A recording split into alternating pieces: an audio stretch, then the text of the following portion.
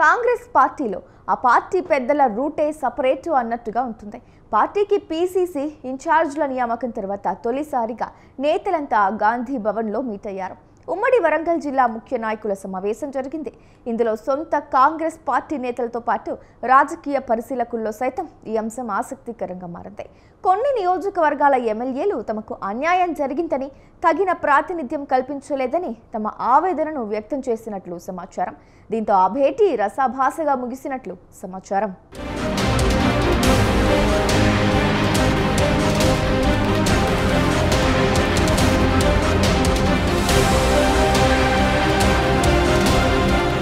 Congress party గురించి ఎంత చెప్పుకున్నా వడవదు. ఆ పార్టీ గురించి గాని, నేతల గురించి గాని చాలా చెప్పుకోవచ్చు. ఆ పార్టీలో స్వేచ్ఛ ఎక్కువ.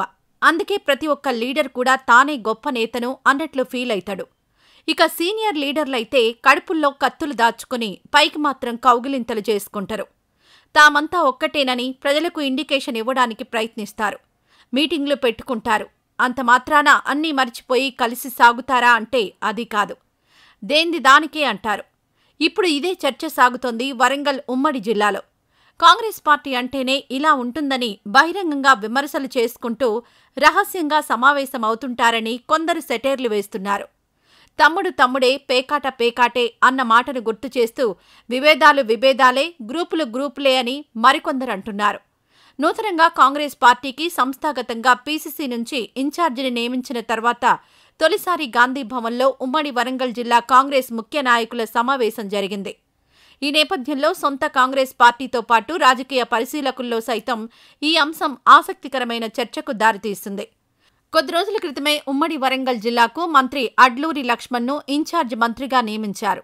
అడ్లూరి బాధ్యతలు తీసుకున్న తర్వాత తొలిసారి సమావేశాన్ని గాంధీ భవన్లో ఏర్పాటు చేశారు. ఈ సమావేశంలో రానున్న స్థానిక సంస్థల ఎన్నికలు, సంస్థాగత నిర్మాణం, పార్టీని క్షేత్రస్థాయి నుంచి బలోపేతంతో పాటు నామినేటెడ్ పదవుల పంపిణీ, పార్టీ నిర్మాణంలో భాగస్వామ్యం తదితర అంశాలపై చర్చించారు. పీసీసీ నామినేటెడ్ పదవుల్లో ఉమ్మడి వరంగల్ జిల్లాలోని కొన్ని నియోజకవర్గాలకు అన్యాయం జరిగిందని, తగిన ప్రాతినిధ్యం కల్పించలేదనే అభిప్రాయాన్ని స్థానిక ఎమ్మెల్యేలు ఈ సందర్భంగా తమ ఆవేదనను వ్యక్తం చేసినట్లు సమాచారం.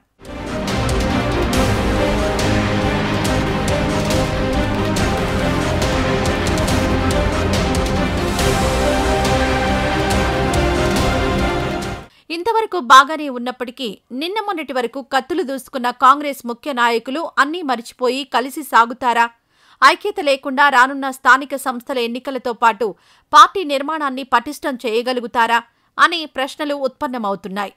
ఈ మొత్తం వ్యవహారాల్లో కీలక భూమిక నిర్వహించే ఎమ్మెల్యేలకే సమస్యలున్నాయని చెబుతున్నప్పుడు వీరిని సమన్వయం చేసేదెవరంటున్నారు?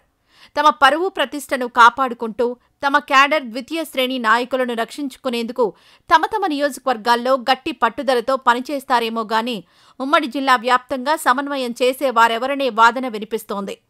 ఎమ్మెల్యేలను, ఎంపీలను, ముఖ్య నాయకులను సమన్వయం చేయాల్సిన మంత్రితోనే సమస్య ఉత్పన్నమైనప్పుడు ఎవరు కోఆర్డినేట్ చేస్తారంటున్నారు. గత కొంతకాలంగా ఉమ్మడి వరంగల్ జిల్లాలో ప్రజాప్రతినిధులు, పార్టీ మధ్య సమన్వయం లేదనేది బహిరంగ విషయం. కలిసి నడవడం కాదు కదా, కత్తులు దూసుకునే పరిస్థితికి చేరింది. మంత్రి కొండా సురేఖ, మురళి దంపతులు ఒకవైపు, మిగిలిన ప్రజాప్రతినిధులు, పార్టీ నాయకులు ఒకవైపుగా సాగుతున్నారు. మరో మంత్రి సీతక్క, కొందరు ఎమ్మెల్యేలు ఈ విభేదాలపైన అంటీ ముట్టనట్లు వ్యవహరిస్తున్నారు. తాము జోక్యం చేసుకుంటే తమకెక్కడ చుట్టుకుంటుందోననే ఒకంత భయం వారిలో ఉందంటున్నారు. ఈ స్థితిలో జిల్లాలో సమన్వయం లేకుండా ఎప్పటికప్పుడు ఏర్పడే సమస్యలను ఎలా పరిష్కరించుకుంటారనే చర్చ సాగుతోంది.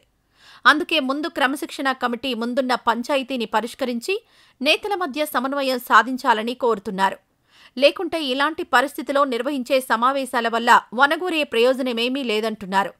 పీసీసీ అధ్యక్షుడు మహేష్ కుమార్ గౌడ్, సీఎం రేవంత్, పార్టీ రాష్ట్ర వ్యవహారాల ఇన్ఛార్జ్ మీనాక్షి నటరాజన్లు ఉన్న సమస్యను తీర్చేందుకు యత్నించి తర్వాత ఐక్యత సాధించేందుకు కృషి చేయాలని కోరుతున్నారు.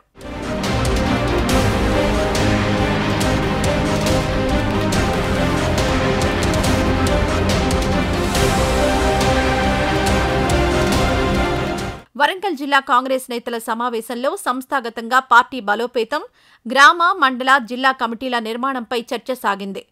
నామినేటెడ్ పోస్టుల భర్తీపై చర్చించామని మంత్రి సీతక్క మీడియాతో తెలిపారు. కింది స్థాయి నుంచి అభిప్రాయాలను తెలుసుకోవాలని నిర్ణయించాం.